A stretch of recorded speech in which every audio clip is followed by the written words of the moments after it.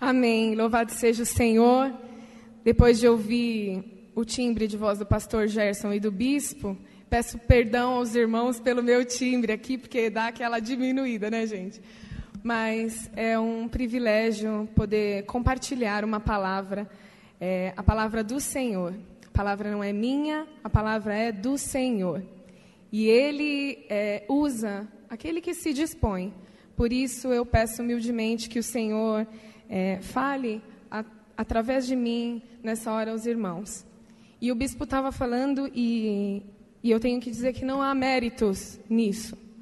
O mérito é Cristo. Foi Ele que pagou o alto preço na cruz em meu resgate e resgate de cada um de nós. E é um privilégio mesmo estarmos aqui reunidos como irmãos. Nós cantamos e aquela primeira música é muito especial, de fato. Temos família, amigos e irmãos, né? Quantos motivos a gente tem para agradecer? E eu quero compartilhar algo que tem bastante a ver com todos os louvores, coincidentemente, porque é o Senhor que está dirigindo esse culto. Amém? Há pouco mais de um mês, eu estava conversando com uma pessoa que, na verdade, uma pessoa me ligou dizendo que uma terceira pessoa estava passando uma crise de depressão. E nessa crise de depressão, essa pessoa ficou descontrolada e acabou tendo uma atitude bem preocupante. E nós juntas oramos e buscamos uma direção de Deus para alcançar essa pessoa, para falar com ela. E naquele instante, o meu coração ficou bem despedaçado, porque é alguém que eu amo muito. Eu falei, Senhor, me dá estratégia, me mostra o que eu devo falar.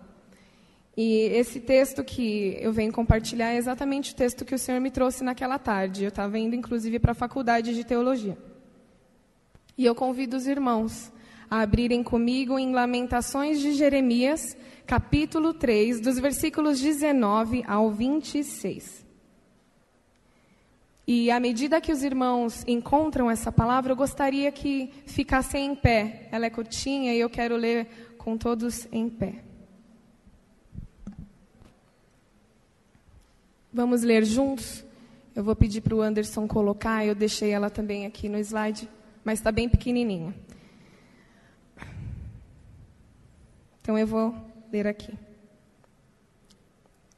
Lamentações de Jeremias, capítulo 3, dos versículos 19 ao 26. Lembra-te da minha aflição e do meu pranto, do absinto e do veneno. A minha alma continuamente os recorda e se abate dentro de mim. Quero trazer à memória o que pode me dar esperança.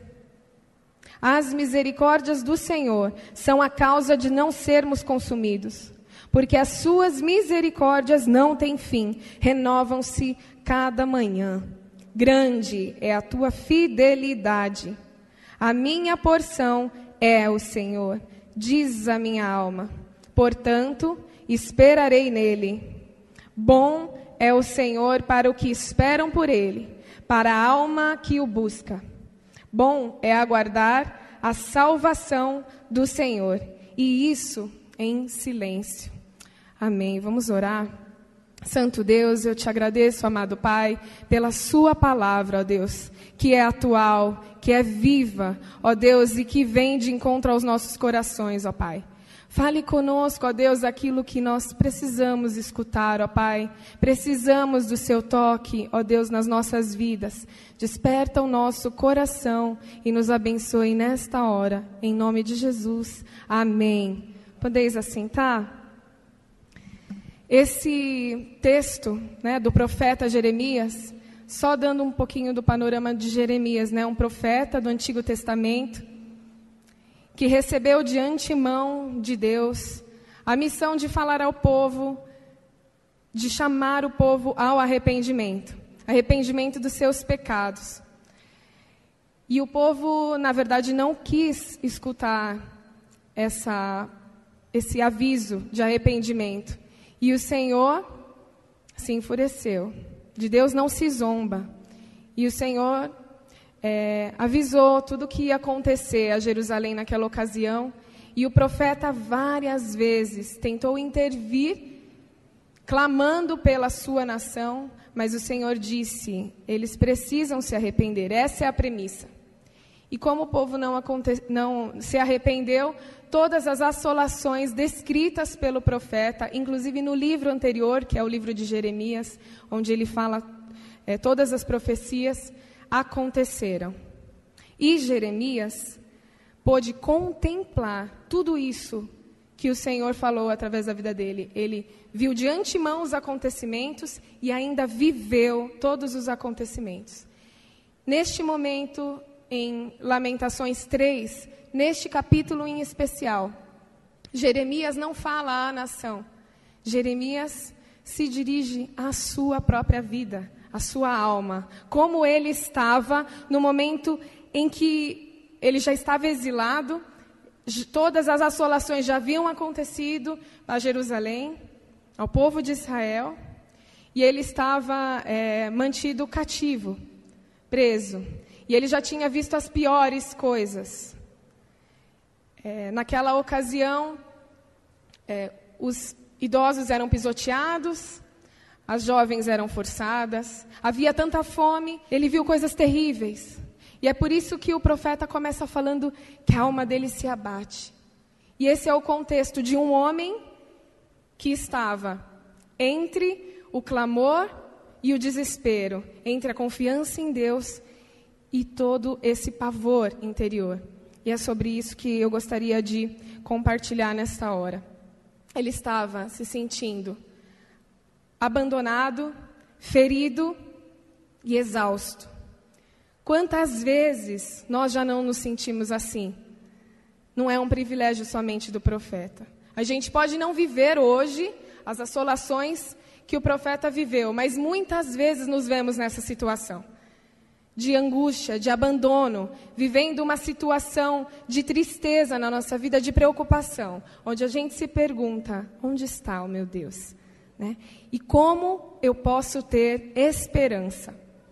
E eu separei uma imagem que eu quero que o Anderson coloque agora para nós. Eu acho que todos já viram esse desenho. Existem dois tipos de pessoas. E aí existe um copo do mesmo tamanho, com o mesmo conteúdo, mas duas atitudes diferentes em cada um deles. Então, essa água representa os nossos problemas, as situações que vivemos na nossa vida.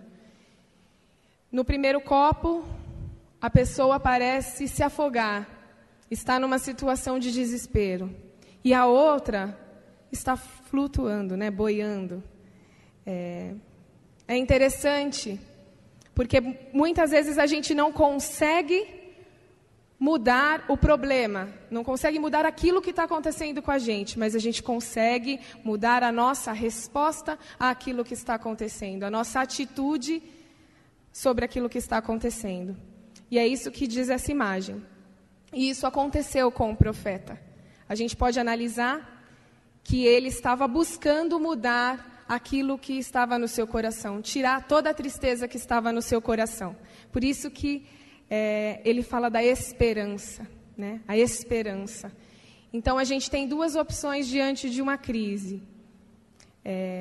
Se desesperar ou confiar, reclamar ou esperar em silêncio. Né? Algumas pessoas reclamam, outras oram. Então, eu acho que essa imagem, ela representa muito bem esse texto e aquele louvor que o Marcos cantou do medo, né? Quando você sente medo, o que a gente deve fazer? Pode passar, eu quero falar de 3 pontos dessa mensagem que nós lemos, esse texto de Jeremias que nós lemos. No versículo 20, o profeta Jeremias fala: eu ainda tenho lembrança deles e fico abatido. Lembranças daquilo que aconteceu. E a gente tem 3 pontos que a gente pode trabalhar na nossa vida para melhorar, para ativar a esperança que Jeremias fala nesse texto. E um deles foi o que o profeta fez: sondar o coração. A necessidade que a gente tem de olhar para o nosso coração. O profeta, ele fez isso. E de propósito eu comecei esse texto, não do versículo 21, que é o habitual, mas do 19. Porque ele fala, lembra da minha aflição e amargura, do abismo e do fel. Eu ainda tenho lembranças dele, fico abatido. O profeta estava abatido, ele olhava para a sua alma e via o que estava lá dentro. Mas isso aponta para relacionamento. Uma pessoa só pode ver aquilo que está dentro dela se ela se relaciona com Deus, se ela conversa com Deus, se ela fala com Deus. O Marcos comentou da compositora daquela música. Ela estava passando por uma crise e o Senhor trouxe aquela música para ela. Como o Senhor traria aquela música se não houvesse relacionamento entre ela e Deus? Porque o nosso Deus é vivo, amém? Ele se relaciona conosco, né? Ele fala, ele se expressa. E foi isso que o profeta fez. Conversou com Deus, explicou tudo que estava acontecendo. E aí eu deixei o Salmo 42:11, que diz, por que está abatida a minha alma? Por que se perturba dentro de mim?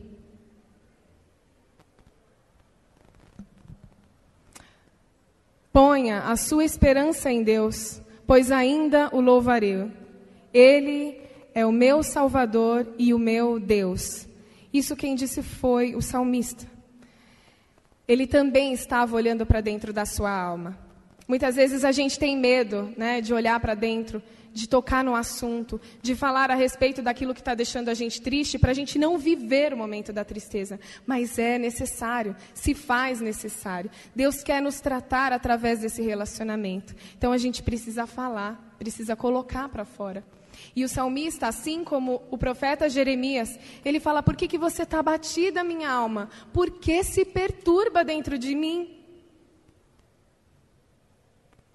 Eu quero confiar em Deus. Ele é o meu auxílio. Mas está difícil. Está difícil. Mas ele olha para si.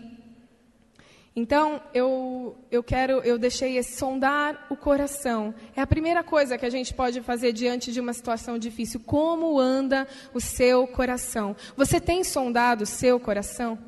O Senhor sabe aquilo que está passando dentro do seu coração? Você fala ao Senhor?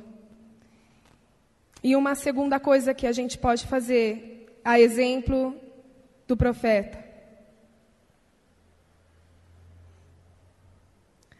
Trazer à memória o que me dá esperança. Aí o cérebro está fazendo um exercício, porque é um exercício para nós. A gente precisa trazer à memória o que dá esperança. Esse versículo é lindo. Eu tenho certeza que a maioria aqui conhece ele de cor. Eu quero trazer à memória aquilo que me dá esperança. Às vezes a gente precisa trazer. Às vezes não está um mar de rosas. E no louvor foi falado isso também. A gente está vivendo muitas vezes momentos de crises. E a gente precisa de algo que nos dê esperança de continuar. A gente olha para as nossas vidas e fala assim, eu não aceito a minha situação agora. O crente que eu sou hoje é diferente do crente que eu fui. Então vamos voltar para a essência da adoração, para o primeiro amor, para aquele encontro com o Senhor. O profeta, ele fala de trazer isso, mas o Salmo 35 também nos reforça essa ideia. Né? O choro pode durar uma noite, mas a alegria vem pela manhã.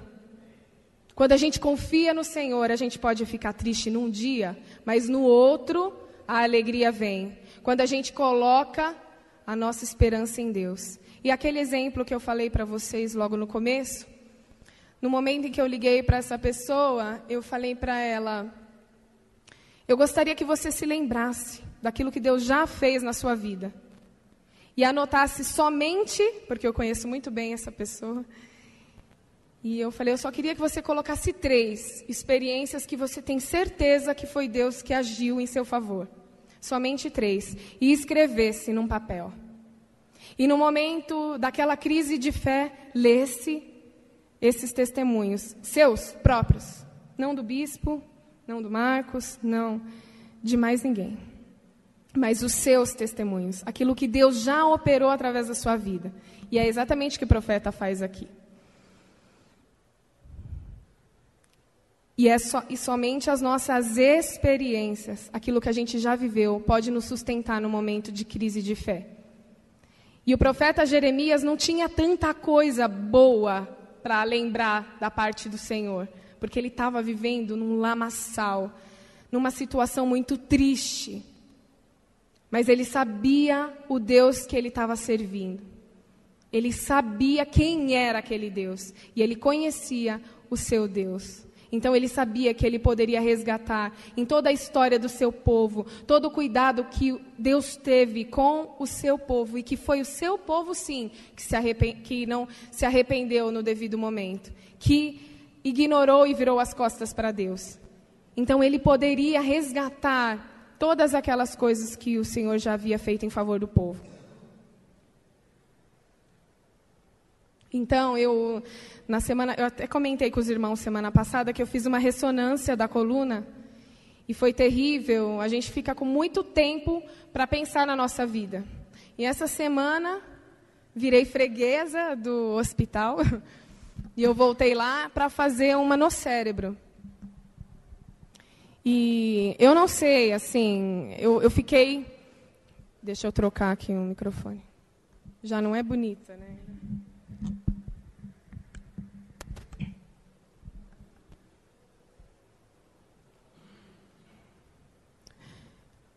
Som. Aí. Então, eu fui ao hospital novamente e o médico me pediu, assim, de urgência, um exame da cabeça, né, do cérebro.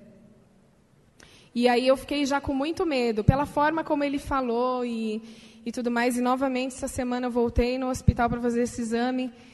E é angustiante, de fato, né? Ficar dentro daquela máquina, com aquele capacete, você parece até o X-Men, lá o Magneto, o professor Xavier, né? E aí eu fiquei pensando em várias coisas. Como eu havia comentado com os irmãos na semana passada, uma das coisas que mais me animaram ali dentro e que me deixou um pouquinho mais feliz foi lembrar de como Deus aproximou o Samuel, né? Assim, trouxe Samuel para a minha vida. Tudo o que Deus fez, a forma como Deus fez, os sinais que eu pedia e recebia sobre o Samuel na minha vida. Então eu tinha certeza que Deus, em particular, estava cuidando de mim. E naquele momento que eu estava dentro da máquina, pensando na possibilidade de morrer, deixar minhas filhas... Ai, gente, eu gravo clipe. Gravei um clipe mesmo. E aí mas eu pensei muito nisso. Eu falei, o Senhor já fez tanto por mim. Esse Deus que é maravilhoso, que é tão grande, se preocupa tanto com um pequeno detalhe da minha vida. E a minha vida está nas mãos desse Deus. Eu confio nele. E eu comecei a lembrar desses momentos. E aí eu comecei a ficar feliz lá dentro. Então eu fui do 8 a 80, né, lá dentro da ressonância. Mas traz esperança. Todas as vezes que a gente lembra daquilo que Deus fez para a gente. Eu estou contando um exemplo pequeno de algo simples, mas aquilo me animou naquela hora e eu comecei a tirar os pensamentos ruins da minha mente. Então, eu quero perguntar para vocês, hoje, aqui na igreja, quem se lembra de uma coisa que Deus fez na sua vida? Uma só. Pense nela. Você sabe que foi só o Senhor que fez. Um milagre, uma provisão na hora certa, uma carona no momento certo. Foi o Senhor, porque Ele cuida de nós, né? Ele se preocupa conosco. Então, a gente pode trazer à memória isso, né?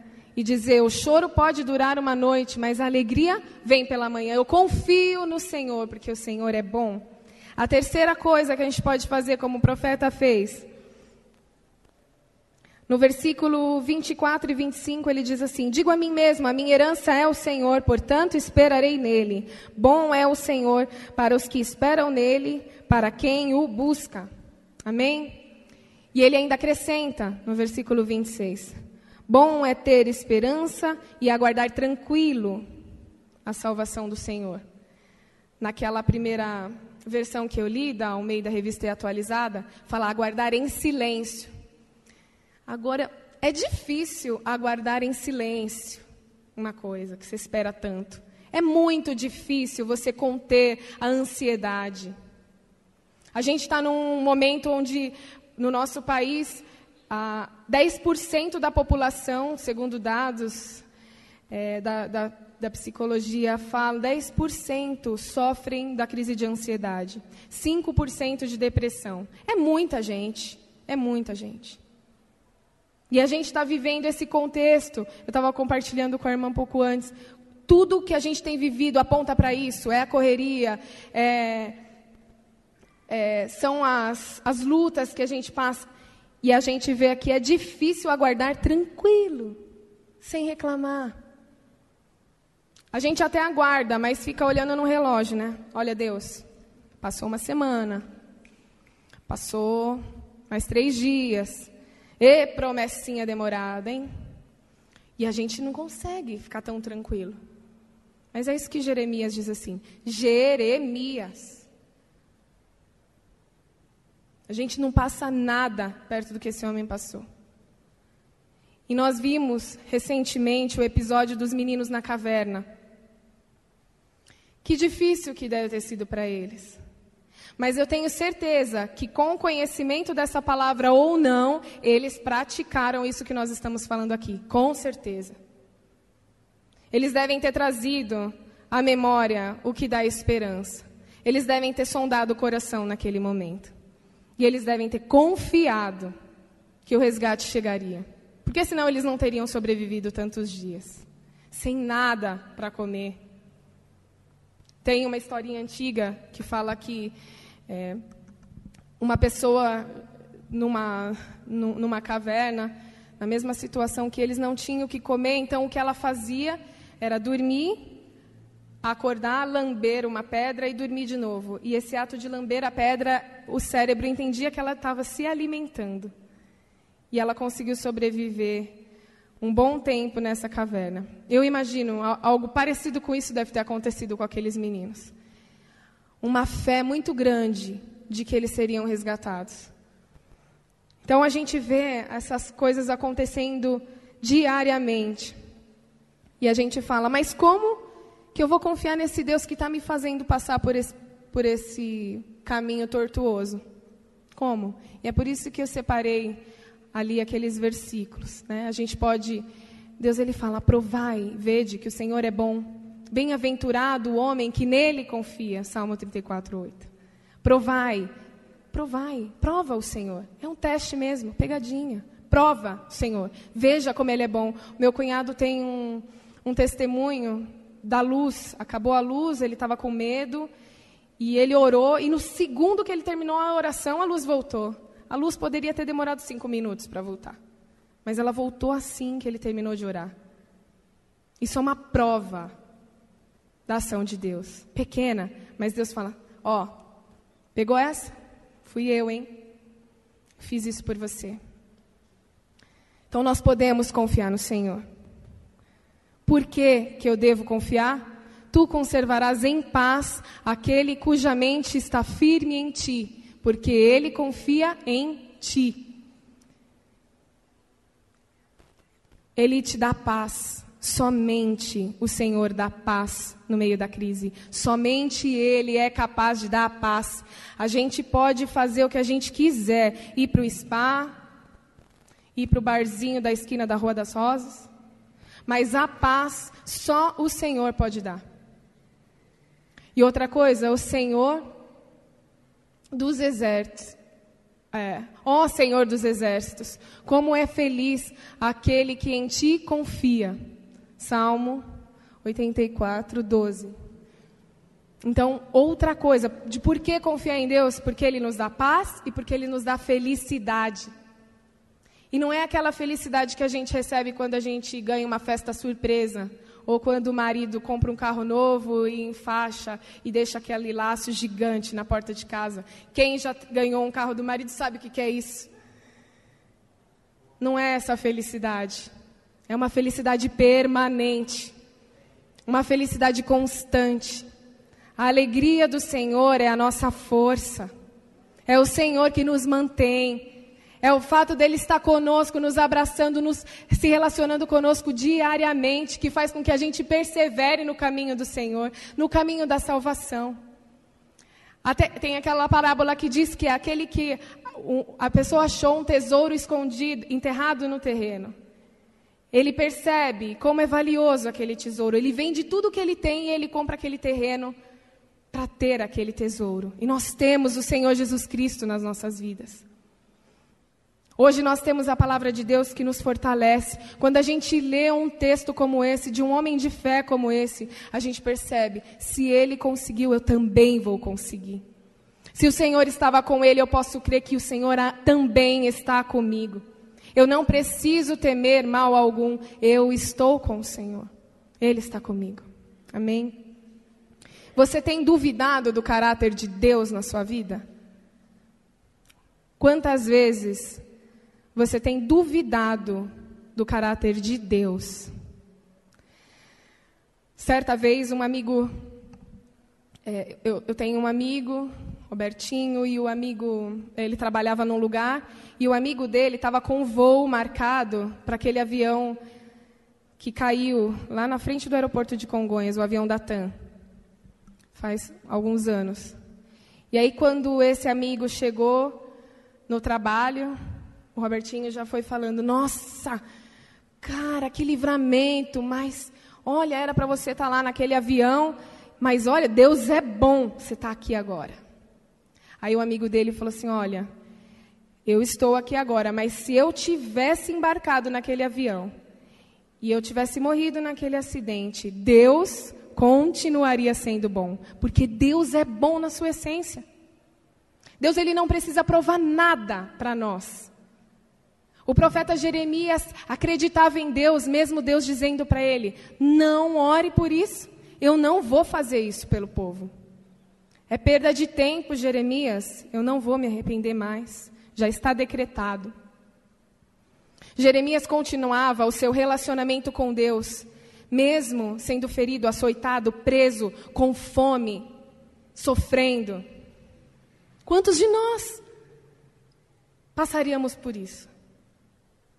E muitas vezes, por muito menos, a gente deixa de confiar no caráter de Deus. Ah, porque Deus não deu aquilo que eu estava buscando.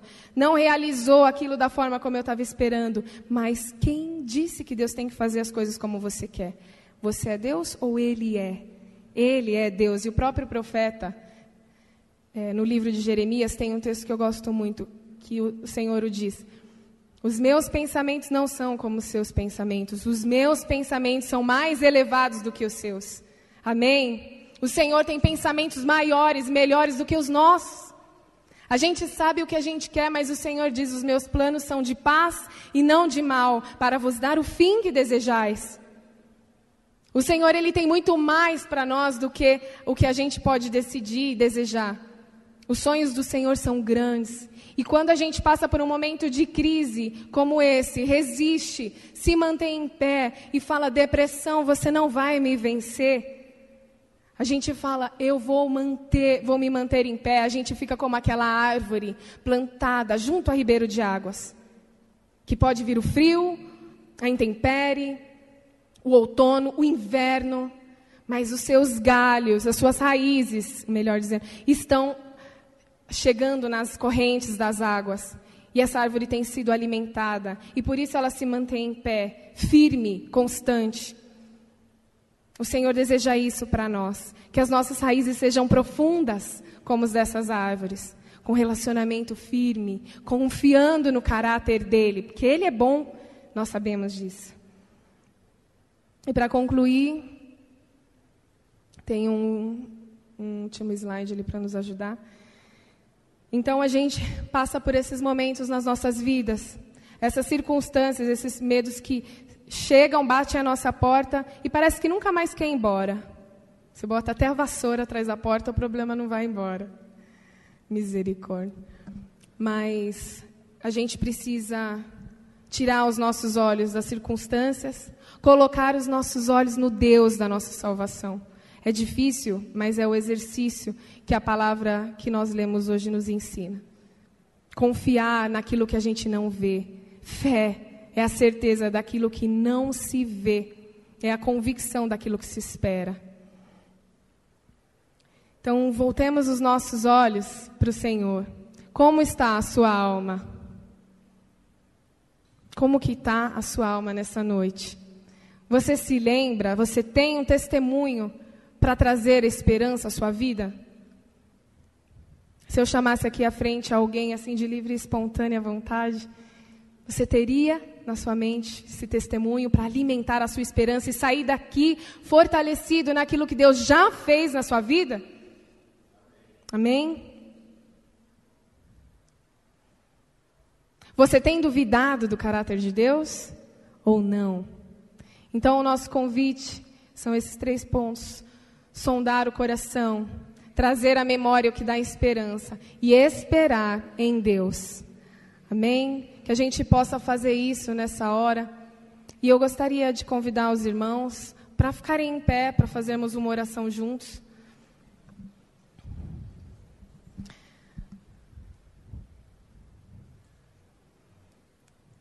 Vamos curvar a nossa cabeça e orar ao Senhor. Santo Deus, o Senhor é tão amável. O Senhor é tão agradável, Senhor, e a doce presença do Seu Espírito, ó Deus, alegra o nosso ser. Obrigada, Senhor, porque podemos confiar, ó Deus, na Sua provisão. Podemos confiar no Seu cuidado. Senhor, cuida mesmo de nós. Nós podemos, ó Deus, testificar quantas vezes fomos abraçados pelo Senhor. Não permita, Pai, que o Seu povo, ó Deus, seja abatido. Que a fé, ó Deus, seja diminuída. Que a confiança no Senhor seja tirada das nossas vidas. Pai, nos ajude a manter aceso o nosso relacionamento, a nossa intimidade com o Senhor. Abençoe a sua igreja nessa noite, Senhor. Tira, Senhor, do nosso coração toda a tristeza, Pai. Toda a raiz de amargura, Senhor. Tudo aquilo que angustia, Senhor. Vem transformar, ó Deus, o nosso coração. Transforma o nosso pranto em riso, Senhor. Que a gente tenha, Senhor, a esperança, Pai, ao sair daqui. Ó Deus, nos lembrando, Senhor, de como o Senhor é fiel. Meu Deus, que aquilo que a gente viva, Pai, não fique somente aqui, mas que a gente possa testemunhar do Senhor a outros, ó Deus. Pai, que a gente, ao olhar o irmão ao lado, ó Deus, que está sofrendo e passando por uma crise, Senhor, a gente se compadeça. O Senhor, ó Deus, não resiste a um coração quebrantado. Aleluia. Senhor, quebranta os nossos corações, ó Pai. Nós precisamos do Senhor, ó Deus. Não sabemos de nada, Pai, não temos nenhum conhecimento em nós mesmos, mas o Senhor provê tudo isso a nós. Obrigada, Senhor, pelo Seu rio. Obrigada, Senhor, pela Sua justiça. Obrigada, Senhor, pela paz, pela alegria que o Senhor derrama sobre nós. Em nome de Jesus, amém e amém.